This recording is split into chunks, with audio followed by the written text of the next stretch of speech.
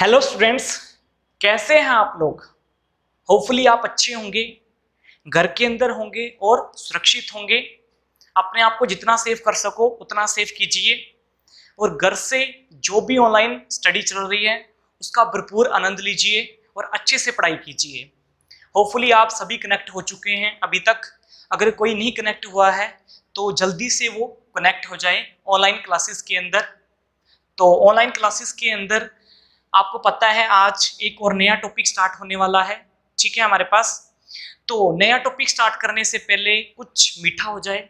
मीठे में आज क्या है हमारे पास, तो मीठे में आज एक नई स्टोरी है हमारे पास, साइंस से रिलेटेड स्टोरी है हमारे पास।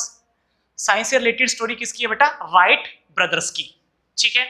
तो राइट ब्रदर्स के बारे में आप सभी लोग जानते हैं कि राइट ब्रदर्स किसके लिए फेमस है।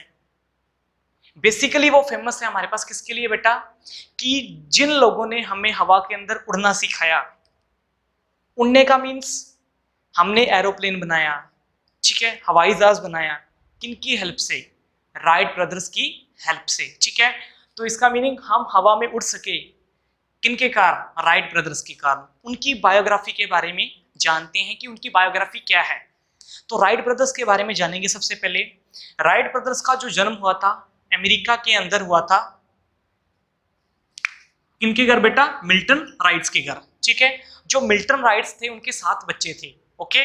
मिल्टन जो राइट्स थे उनके 7 बच्चे थे, जिनके अंदर उनके 2 बच्चों का नाम क्या था, एक ऑरविल और विल्बर।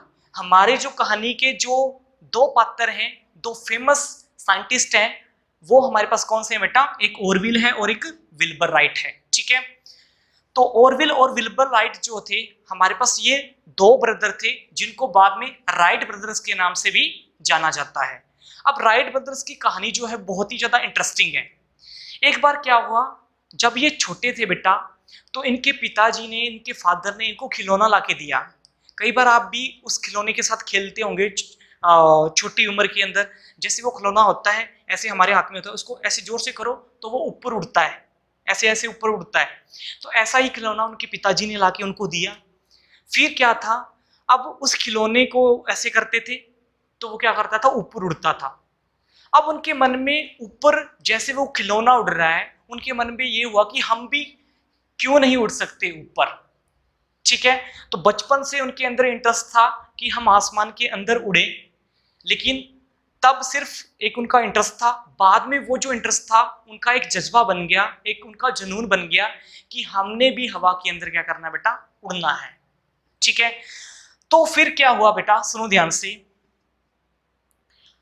आपको पता है जो पहले हमारे पास, क्या हमारे पास जो पहले भी कुछ था उड़ने वाला सिस्टम, हाँ होता था, लेकिन वो बिना इंजन के होता था। पहले उड़ने वाला सिस्टम होता था लेकिन वो बिना इंजन के। जैसे बाघ के आप फिल्मों के अंदर देखते हो, बाघ के वो जाता है और हवा के अंदर ऐसे उड़ जाता है, ठीक है।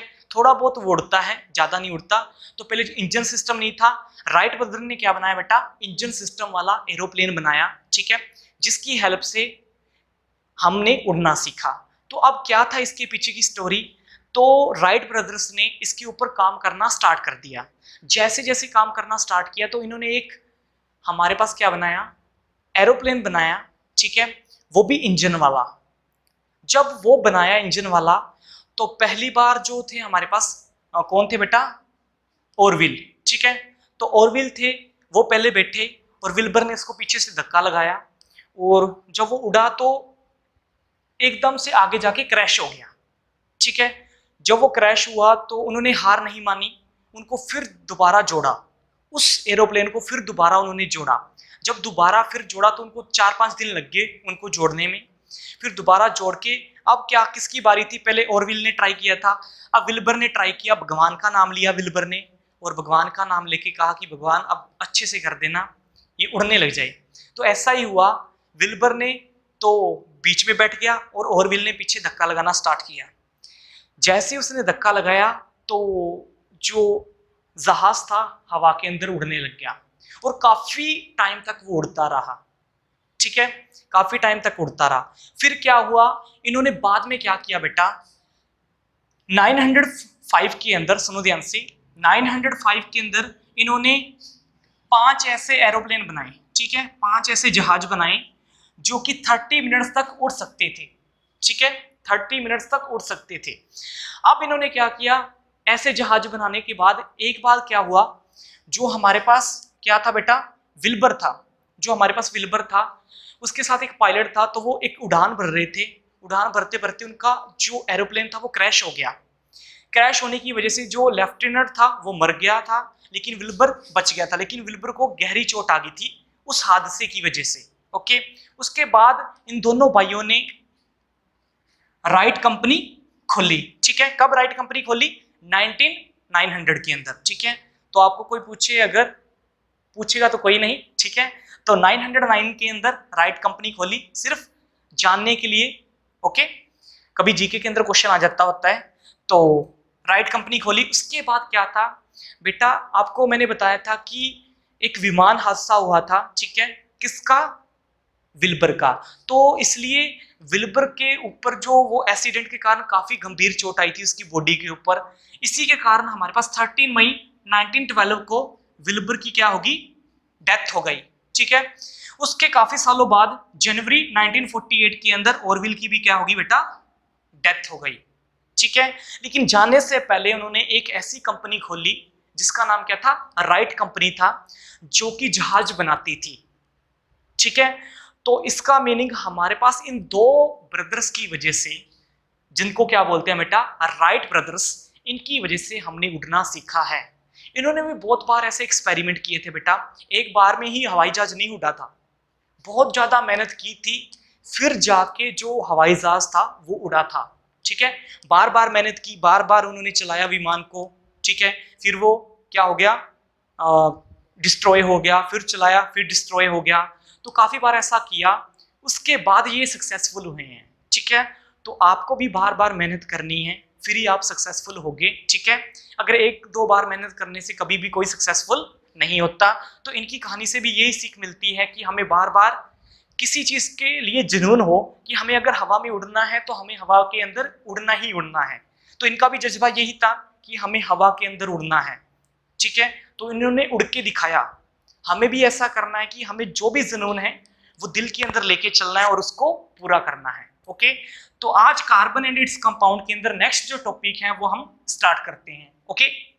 तो जो आज का नया टॉपिक है हमारे पास वो बेटा कौन सा है, टेरिलीन, ठीक है। टेरिलीन के बारे में है हमारे पास। तो टॉपिक कौन सा चल रहा है, सिंथेटिक पॉलीमर, ये याद रख लेना आपने, सिंथेटिक पॉलीमर चल रहा है। नेचुरल पॉलीमर हमने पहले कर लिया था, ओके। तो नेचुरल पॉलीमर पहले हमने कर लिया था, सिंथेटिक पॉलीमर चल रहा है। सिंथेटिक पॉलीमर के अंदर हमने नायलॉन 66 डन कर लिया है। अब सेकंड है टेरिलीन के बारे में, ठीक है। तो टेरिलीन क्या होता है, सबसे पहले ये देखो, तो टेरिलीन बनता कहां से है, तो ये सिंथेटिक पॉलीमर है, तो बनता कहां से होगा, सिंथेटिक चीजों से बनता होगा। So it is synthesised by condensation polymerisation of ethylene glycol and terephthalic acid, ठीक है। तो हमारे पास इसके अंदर जो इस चीज का सिंथेसाइज होता है बेटा, वो किसके द्वारा होता है, दो हमारे पास ऑर्गेनिक कंपाउंड है, एक है इथाइलिन ग्लाइकोल और दूसरा हमारे पास क्या है, टेरेफेथेलिक एसिड है, ठीक है। दोनों को आपस में जब रेक्ट करवाया, रेक्ट करवाने के बाद इनकी जब हमारे पास क्या होगी, पॉलीमराइजेशन होगी, तो पॉलीमराइजेशन के बाद ही हमारे पास क्या आएगा, एक नया कंपाउंड तैयार होगा जिसका नाम क्या है, टेरिलीन, ठीक है, टेरिलीन है। अब इसको हम कहते क्या है, इसका अनदर नेम आपने छोटी क्लासेस के अंदर डिस्कस किया होगा, जैसे आपने 8th क्लास के अंदर डिस्कस किया होगा कि इसका जो नाम होता है वो डेक्रोन भी होता है, ओके। तो हमारे पास जो टेरिलीन होता है उसका अनदर नेम क्या होता है, डेक्रोन भी होता है। और ये किन चीजों से मिलकर बना है, दो ऑर्गेनिक कंपाउंड है हमारे पास, एक है इथाइलिन ग्लाइकोल और दूसरा है टेरेफेथेलिक एसिड, ठीक है। इन दोनों से मिलकर हमारे पास बना है टेरिलीन, ठीक है। और टेरिलीन को दूसरा नेम क्या है बेटा, डेक्रोन है, इतना याद रख लेना है।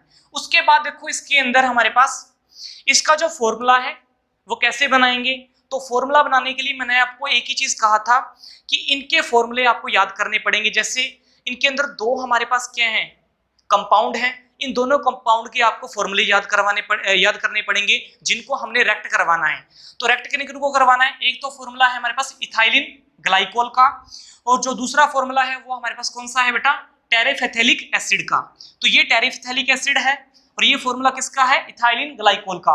इन दोनों का फॉर्मूला आपको आना चाहिए, उसके बाद इसकी पॉलीमराइजेशन करेंगे, और पॉलीमराइजेशन कैसे होती है ये मैं आपको बता दूंगा, लेकिन ये दोनों फॉर्मूले आपको डन होने चाहिए। ओके, तो इसका फॉर्मूला आप कैसे लर्न करोगे, देखो इसका फॉर्मूला लर्न करने के लिए हमारे पास क्या है, एन क्या होता है, नंबर ऑफ पॉलीमर, इसके अंदर भी एन है हमारे पास, नंबर ऑफ पॉलीमर, ठीक है, तो ये कोई बड़ी बात नहीं है। इसका फॉर्मूला याद करने के लिए क्या है, सेम नायलॉन के जैसा है, OH OH दोनों साइड क्या है, OH है, इधर भी C डबल O बॉन्ड है, इधर भी C डबल O बॉन्ड है, और बीच में हमारे पास सिर्फ एक चीज है, बेंजीन रिंग। ओके, तो इसका फॉर्मूला कैसे याद करोगे कि बीच में हमारे पास क्या है बेटा, बेंजीन रिंग है, इसको क्या बोलते हैं, बेंजीन रिंग। ओके, बीच में बेंजीन रिंग है, इस side C double O bond है, इस side C double O bond है, और इस साइड क्या है OH, और इस साइड क्या है OH। ओके, ये हमारे पास इथाइलिन ग्लाइकोल का फॉर्मूला, और इसका फॉर्मूला भी सिंपल याद करने के लिए इधर भी OH दे रखे हैं, इधर भी OH, और BH में क्या लगाना है, CH2। ओके, तो ये टेरेफेथेलिक एसिड का हमारे पास फॉर्मूला हुआ। अब दोनों को रिएक्शन करवाना है तो पॉलीमराइजेशन करवाएंगे, तो पॉलीमराइजेशन में मैंने आपको बताया था इसके अंदर क्या करेंगे, वाटर बाहर निकालना है, तो वाटर बाहर निकालने के लिए एक H ये ले लिया हमने, तो इसके ऊपर ऐसे कर रहा हूं, ठीक है, एक H ये ले लिया, एक O ले लिया, ठीक है, और क्या करेंगे हम इसके अंदर, एक H ये ले लिया, और देखो हमारे पास एक H ये ले लिया। ओके, और इनमें से हमने क्या करना है, O तो एक ले लिया था हमारे पास, ठीक है, एक O यहाँ पे, एक O यहाँ पे है, और एक O ये ले लेंगे हम। ओके, तो अब हमारे पास क्या करेंगे, हम वाटर बाहर निकाल देंगे, ठीक है, तो वाटर बाहर निकालेंगे तो देखो यहाँ पे कितने हाइड्रोजन हमने बाहर निकाले हैं, 1 2 3 4, तो यहाँ पे लिखो 4 हमने हाइड्रोजन बाहर निकाले हैं। ऑक्सीजन कितनी बाहर निकाली है, तो ऑक्सीजन का देखो, ऑक्सीजन कितनी बाहर निकाली है, ये नहीं है, ये नहीं है, ये देखो 1 और 2, ऑक्सीजन हमारे पास कितनी बाहर निकाली है हमने, 2। अब यहां से वाटर का फॉर्मूला कैसे बनाएंगे, तो इसको ऐसे लिख सकते हो आप सिंपली वे में, 2 O हो गए और 4 क्या हो गए H, तो 2H2O, तो ये हम क्या करने वाले हैं, बाहर निकालने वाले हैं, और बाकी जो बचा खुचा है वो हमारे पास इसके अंदर पॉलीमराइज हो जाएगा। तो देखो यहाँ पे ये दोनों हमारे पास वाटर की फॉर्म में बाहर निकले हैं, तो ये क्या बच गया, C डबल O बच गया, बीच में बेंजीन रिंग बच गई, बीच में ये बच गया, ये दोनों वाटर की फॉर्म में कन्वर्ट हो चुके हैं, तो हमारे पास ये दोनों नहीं आएंगे, उसके बाद ये दोनों भी नहीं आएंगे, उसके बाद देखो यहाँ पे O, ये O बचा है, यहाँ पे आ गया, सीधा C डबल O के बाद क्या आएगा, O आएगा, यहाँ पे CH2 आ गया, CH2 आ गया, और ये बीच में बचा है O, यहाँ पे आ गया, और N नंबर ऑफ, ये आपको पता लग गया क्या है, और ये भी N किस लिए लगाया मैंने, नंबर ऑफ के लिए, ठीक है। तो यहाँ पे देखो हमारे पास ये हमारे पास हमने कितना निकाला था, 2H2O बाहर निकाला है, 2H2O बाहर निकाला है, लेकिन मैंने यहाँ पे क्या लिखा है, NH2O लिखा है। NH2O क्यों लिखा है, नंबर ऑफ जितने मॉलिक्यूल हमने बाहर निकाले हैं, ठीक है, वो 2 भी हो सकते हैं, 3 भी, 4 भी, कितने भी, ठीक है, तो 2 निकाले हैं तो 2 शो नहीं करने, N लिख देना है उसकी जगह बस। ओके, तो ये हमारे पास क्या था, हमने इसकी क्या कर दी बेटा, पॉलीमराइजेशन कर दी। दोबारा से फिर देख लो इसको, आपको ये फॉर्मूला पता होना चाहिए, ये फॉर्मूला पता होना चाहिए, इसमें क्या करना है, हमने सिर्फ वाटर बाहर निकालना है, तो वाटर बाहर निकालने के लिए एक ये H, 2 3 और ये 4 H हमने बाहर निकाल लिए। ओके, फिर O कितने हैं, एक ये है और एक ये है, 2 निकाल लिए बाहर, बाकी सारा फॉर्मूला इसके अंदर ही फिट हो जाएगा हमारा, जैसे C double O benzene ring, C double O, उसके बाद ये O आ गया, CH2, ये O बच गया था, और ये बाकी सब किसके अंदर चेंज हो गए, ये जो मैंने 1 2 3 लाइन लगाई है, ये किसके अंदर चेंज हो गया, हमारे पास वाटर के अंदर कन्वर्ट हो गए, तो वाटर बाहर निकल जाएगा। तो ये हमारे पास हमने क्या कर दिया, पॉलीमराइजेशन कर दिया, और ये जो कंपाउंड नया तैयार होके आया इसका नाम क्या है बेटा, टेरिलीन है।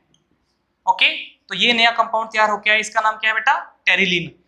तो इसमें कोई दुराई नहीं है कि आपको इनके जो फॉर्मूले हैं वो अच्छे से लर्न करने पड़ेंगे, और इनके ऊपर कंसंट्रेट ज्यादा करना पड़ेगा, ठीक है, क्योंकि आपको थोड़े से ये ऑकवर्ड लगेंगे, लेकिन अच्छे से अगर बार बार प्रैक्टिस करोगे तो अच्छे से लर्न हो जाएंगे। ओके, अब यूजेस देखो, इसके यूजेस क्या है हमारे पास, एक तो क्लॉथ बनाने के लिए इसका यूज किया जाता है, किसका, टेरिलीन का।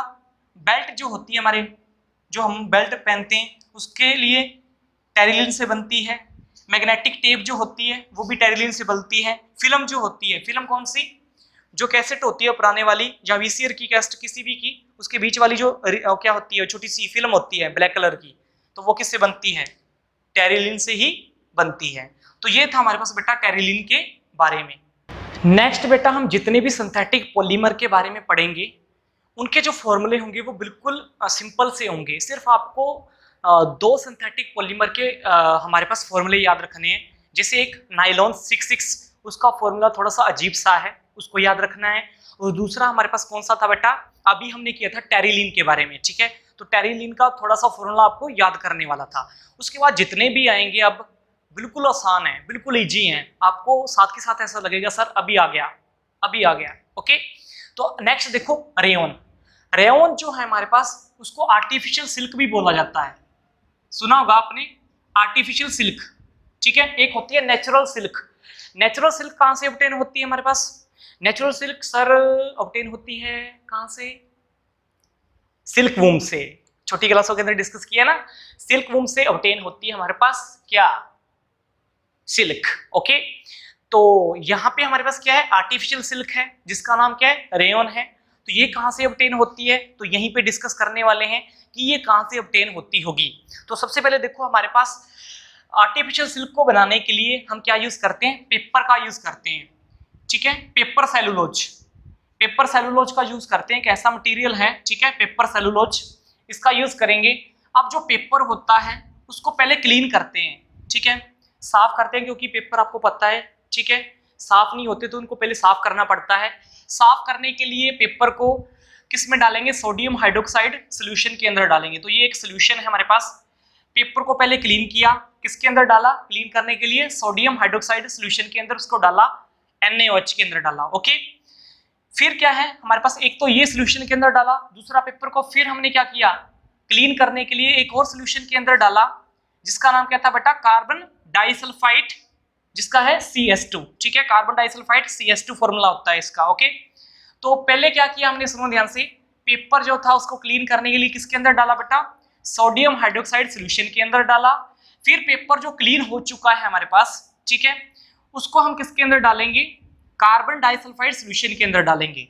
तो जो हमारे पास ये आ चुका है, अब ये जो सोल्यूशन बन चुका है, इस सोल्यूशन को और ज्यादा अच्छा बनाने के लिए हम किसके अंदर डालेंगे बेटा? डाइल्यूट सल्फ्यूरिक एसिड के अंदर डालेंगे। जब इसको डाइल्यूट सल्फ्यूरिक एसिड के अंदर डालेंगे तो इनको छोटे छोटे होल से हमें क्या करना है? इसके अंदर डालना है। जिसके बाद हमारे पास डाइल्यूट सल्फ्यूरिक एसिड के अंदर ये जो सोल्यूशन डलेगा, उसके बाद हमारे पास क्या होगा बेटा? रेयन फॉर्म्ड होगा। तो रेयन बनाने के लिए हमारे पास सबसे पहले क्या चाहिए? हमें पेपर चाहिए, ठीक है। पेपर क्या होता है? सेलुलोज की फॉर्म में, ठीक है। सेलुलोज कभी भी क्या नहीं होते? डाइजेस्ट नहीं होते। ओके, तो पेपर क्या है? सेलुलोज की फॉर्म में है। इसको पहले क्लीन कर लिया, क्लीन करने के लिए इस सोल्यूशन के अंदर हमने पुट किया। फिर जो क्लीन हो चुका है उसको किसके अंदर डालेंगे बेटा?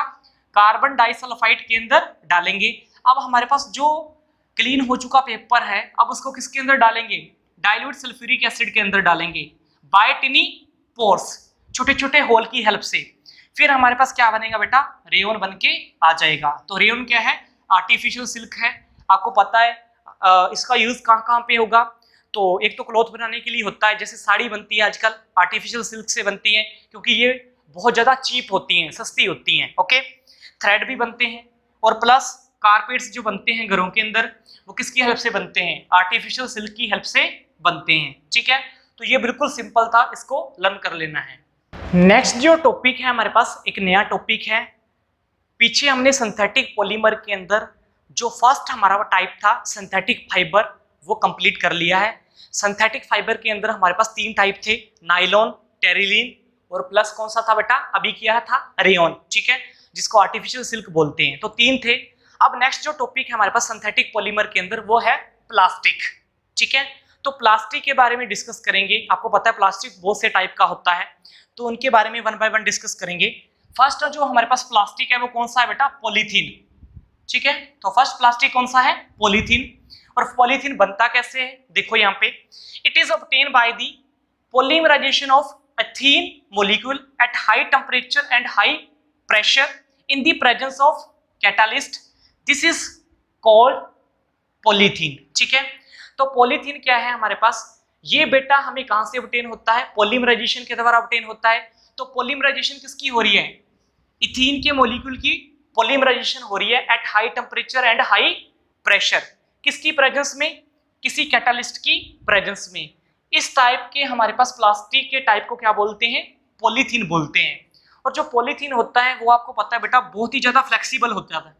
पॉलीथीन क्या होता है? फ्लेक्सिबल होता है, ठीक है, और साथ के साथ स्ट्रॉन्ग प्लास्टिक भी होता है। ओके, तो पॉलीथीन फ्लेक्सिबल होता है और स्ट्रॉन्ग प्लास्टिक भी होता है। अब इसका फॉर्मूला करेंगे। पहले वालों से फॉर्मूला बिल्कुल इजी है, बिल्कुल प्यारा सा फॉर्मूला है, सिर्फ आपको ये याद रखना है, ये आपको पता होना लग जाएगा साथ के साथ। वही चीज CH2 ये इथीन का ही होता है फॉर्मूला, ठीक है। CH2 किसका होता है? इथीन का। इसके आगे n नंबर ऑफ पॉलीमर जो भी हैं, ठीक है। तो ये प्यारा सा फॉर्मूला आपने याद कर लेना है, ये आप बाद में बना सकते हो। तो पॉलीमराइजेशन किया तो क्या बन गया? डबल बॉन्ड हट गया, CH2 लग गया। ओके, तो ये हमारे पास हो गया। और पहले था इथीन, पॉलीमराइजेशन करेंगे तो क्या आएगा? पॉली प्लस इथीन, तो क्या बन गया? पॉलीथीन। तो बिल्कुल प्यारा सा फॉर्मूला आपने रट लेना है और ये आपको बेसिकली आ ही जाएगा। ओके, यूज कहाँ पे होता है?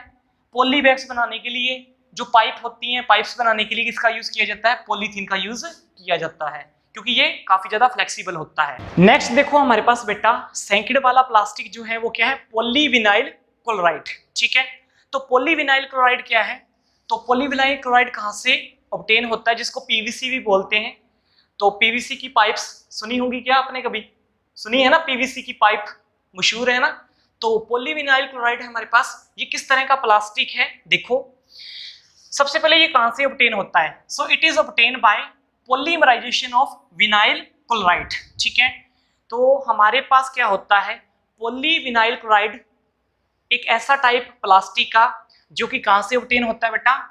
जब हम पॉलीमराइजेशन करते हैं विनाइल क्लोराइड की, तब हमारे पास ये ऑब्टेन होता है। तो बिल्कुल प्यारा सा फॉर्मूला, क्यूट सा फॉर्मूला है।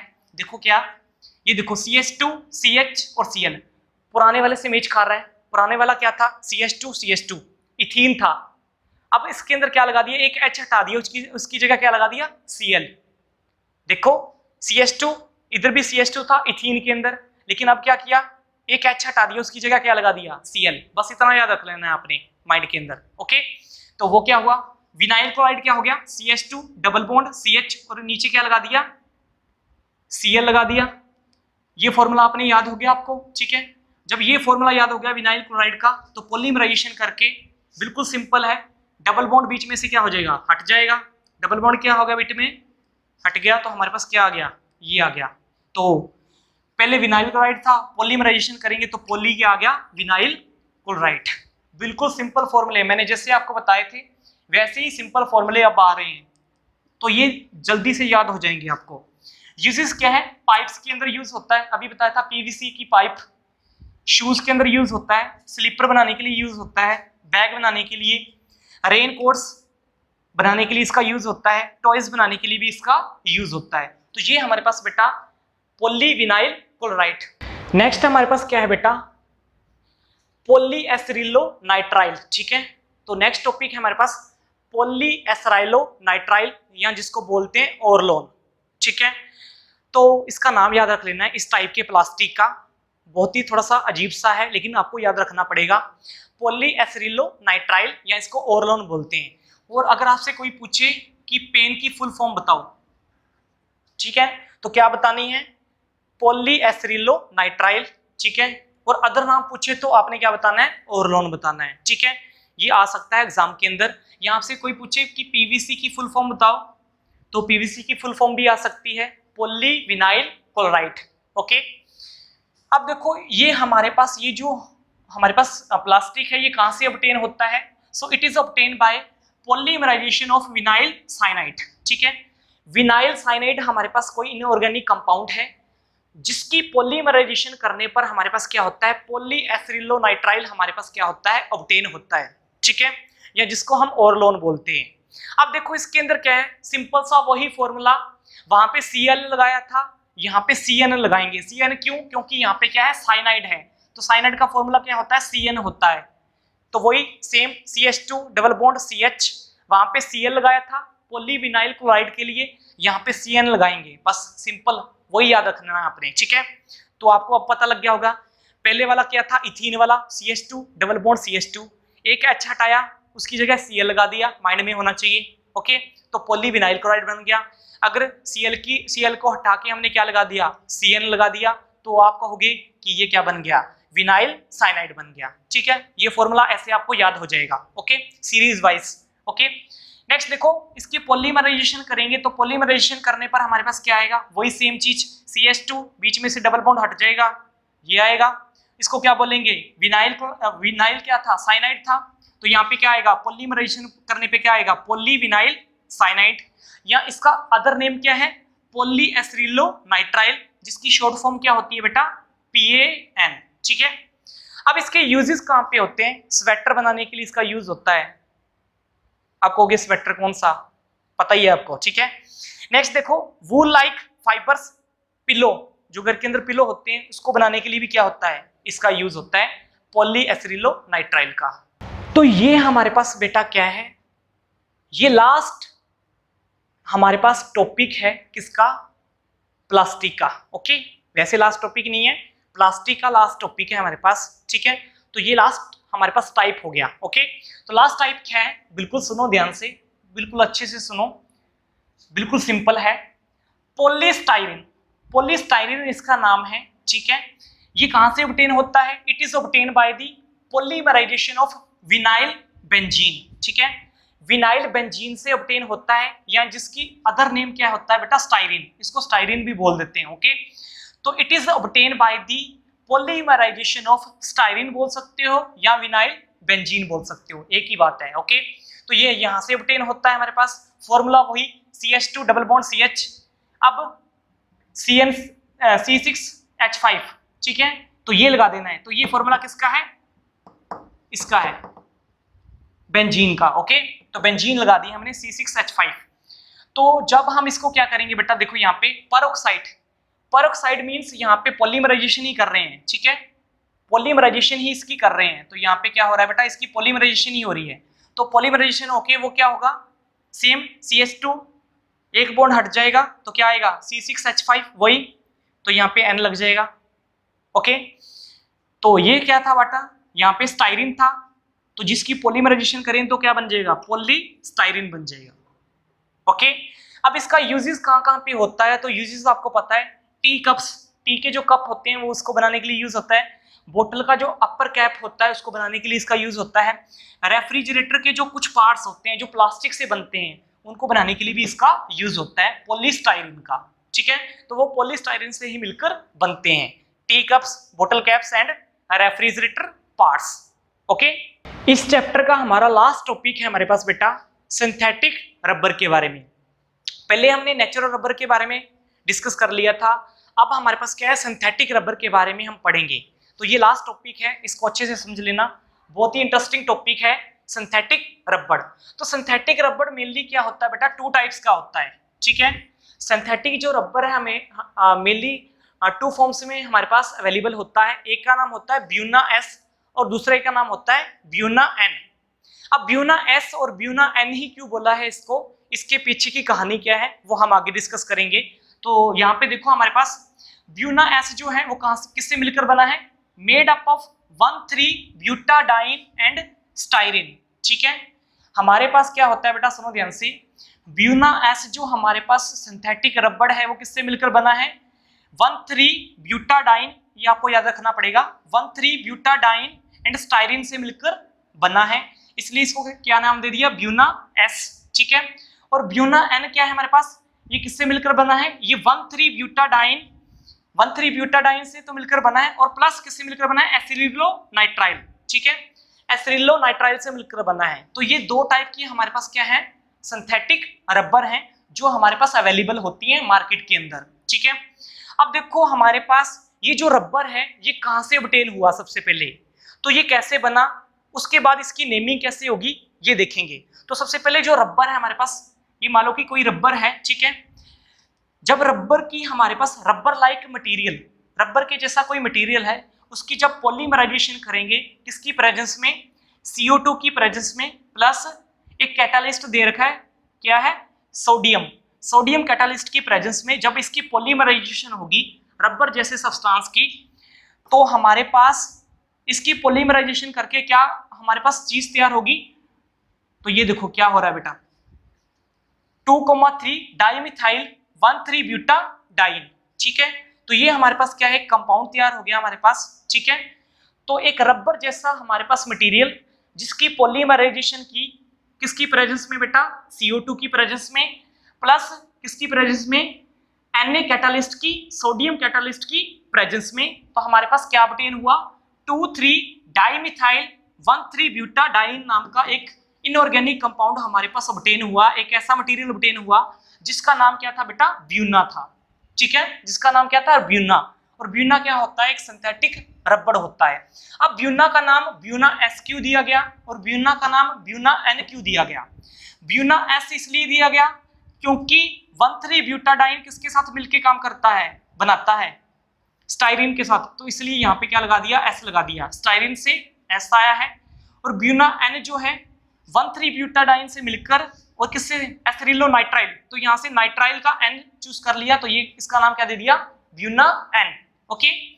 तो ये था हमारे पास बेटा, तो यहाँ पे याद रख लेना, ये था ब्यूना जो हमने एक रबर के जैसे मटेरियल से ऑब्टेन किया है उसकी पॉलीमराइजेशन करके, ओके। तो दोबारा से फिर देख लो इसको कि सबसे पहले हमारे पास सिंथेटिक रबर क्या है, मेनली क्या है बेटा, 2 टाइप्स का है, एक होता है ब्यूना S और दूसरा होता है ब्यूना N। ब्यूना S क्या है, किससे मिलकर बना है, 1,3 ब्यूटाडाइन और प्लस स्टाइरिन से मिलकर बना है, स्टाइरिन इसलिए यहाँ पे S यूज किया है, ब्यूना S इसका नाम दिया गया है। और ब्यूना N, N नाम किस लिए दिया गया, क्योंकि ये 1,3 ब्यूटाडाइन और एसिरिलोनाइट्राइल से मिलकर बना है, जिसका N चूज कर लिया यहाँ पे। तो ब्यूना S और ब्यूना N हमारे पास क्या है, 2 सिंथेटिक रबर हैं।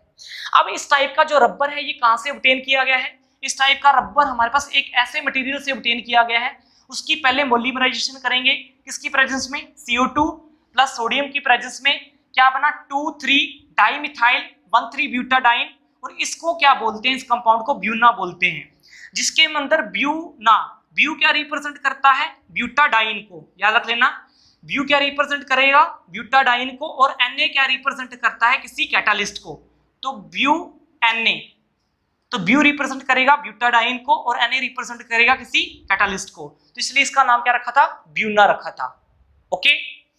अब इसके यूजेस क्या होंगे, यूजेस देख लो, ऑयल टैंक्स के अंदर इसका यूज होता है उसको बनाने के लिए, टायर ट्यूब्स, जो टायर होती है उनकी ट्यूब्स बनाने के लिए इसका इस्तेमाल होता है, शू के सोल्स, शू के जो नीचे वाले सोल्स होते हैं उनको बनाने के लिए भी इसका यूज होता है।